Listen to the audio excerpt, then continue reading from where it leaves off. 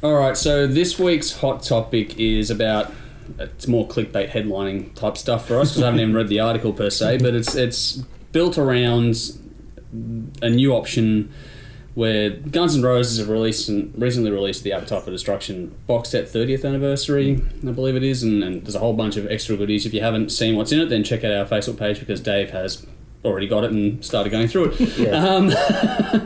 He didn't get the big one, though. No. No, not the big one, because you need finance for that, apparently. And the whole purpose of this hot topic is to discuss the merits or lack thereof for financing when it comes to musical purchases. Go for it. It's pretty harmless. I think probably if it's selling... I mean, they didn't do it from the start, so I think if it's telling us anything, this isn't selling as well as they anticipated. I mean, that... Was it limited edition box set was limited to 10,000 units, which... Yeah, not overly limited. No, and that's a lot of fat cash at $1,500 a throw. Mm-hmm. You know, that's it's a lot of money. So look, to finance, I understand there's obviously financing options everywhere else in society. Afterpay is a big thing now. Yeah, so look, I don't have a massive problem with it. Things are getting expensive. You know, it's like $1,500 for a wrestling ticket as well. Yeah, that's they're going to have a finance option for that soon as well. So.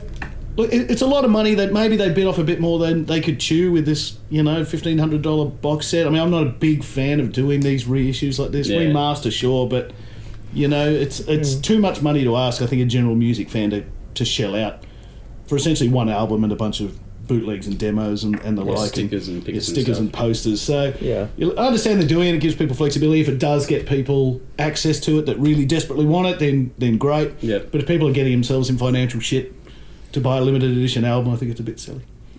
So, Yeah. So I haven't got, much like Brendan, I haven't got a big issue with it. I guess my main issue is that, okay, Guns N' Roses is a band that was always, they built up the whole fan base, everything like that. It's kind of something that I wouldn't have expected from Guns N' Roses to have done back then, but the Guns N' Roses back then to what they are now is complete separate entities. So I can see where they're coming at it with. Like the guys have mentioned, that's, what do you say, it's $1,500 the thing? For a limited edition, US for a limited edition of 10,000.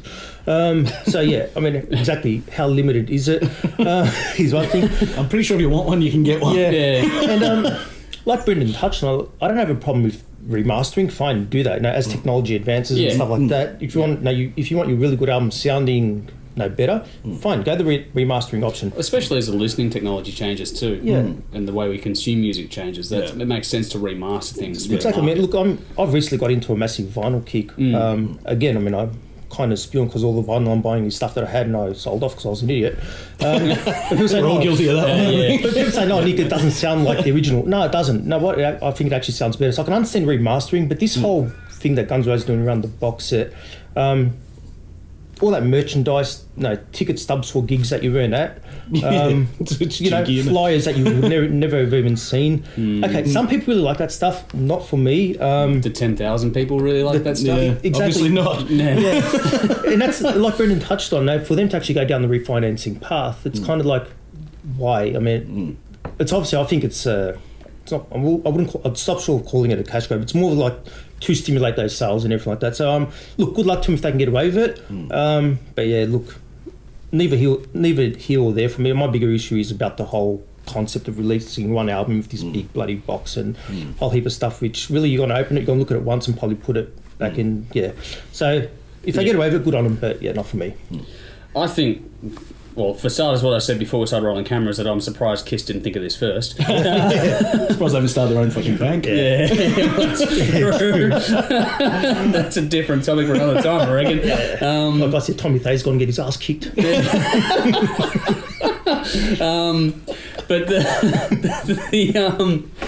the thing for me is that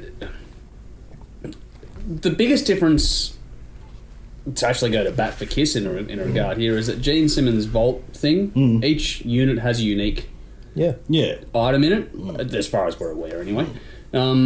Whereas this is literally a mass-produced product. So if you're asking people to spend $1,500 on a mass-produced product, which they can produce more of, if they want to, there's no sort of finite limit on that. And then to offer finance on that, I think the market is telling them that they've made the wrong move. Yeah. And the financing thing comes across not as a cash grab, as you're saying, but as a way to try and move units, because they've already probably... And they would have done their market research, which said, we're going to move this many units this fast. And that hasn't happened. I think what happens to a lot of bands, in my opinion, is that they lose touch with the common person. Once they get up to this fucking threshold, that's why all these bands like Pearl Jam go soft and stuff, because they've lost the ability to be angry because they've lost the common perspective. And it's the same thing when it comes to doing your market research. They think that everyone's got $1,500 to burn. And then they also think that, okay, if they haven't got it right now, they can just go and get a loan for it. But I don't know many people that would willingly go into a loan for merchandise. No. That's a new idea, and like, credit for trying the idea, but it doesn't sit well with me as a consumer. It reeks of desperation a little bit. You know, to move the units, like you're saying. It's also, I wonder about the wisdom of it, and I know that we're talking a little bit outside the box a touch, but just the wisdom in how time and financially strapped people are these days. When it comes down to weighing up if you're going to get a loan for this, are you going to do it? Like Dave was talking about dipping into money he's put away to grab the big box set. And he cleared it with his family, everything was good, whatever else have you, but I still don't see the merit when it comes, like, if it was a unique purchase, a one-off collector's item kind of thing, or limited, actually limited, not something that can be produced ad nauseum, then fine, but for this product, I don't think it's a smart play, and I think that the consumers will see through it because they're going to look at it and go, oh, I can't afford that. And that's why they've done the financing, because, oh, you can't afford it, but here you go, now you can. But I question the wisdom when we're all talking about this age of pokies and financial responsibility and all sort of stuff about...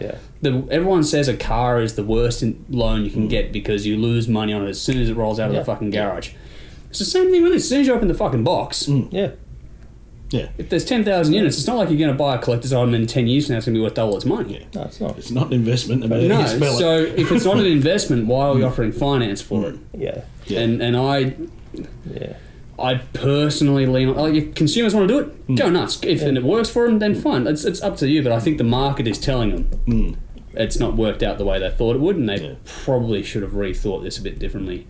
I'd like to see the sales figures on it. Actually, it would be interesting. It'd be really interesting. I've just got an image in my head of someone walking into a bank and saying, I want to redraw my loan so I can buy a Guns N' Roses box set. Unless the image of fiscal responsibility right there. Now, I just want to see the response for the bank manager. Now, unless your bank manager is Dave, I want to see how that gets over the line. Hey, Dave. He'll be back again soon too, by the way. Yeah, he's got to think, fuck, look, I'll let him go on the show. Look what they've done. Sorry, Dave. I'm not. It's hilarious.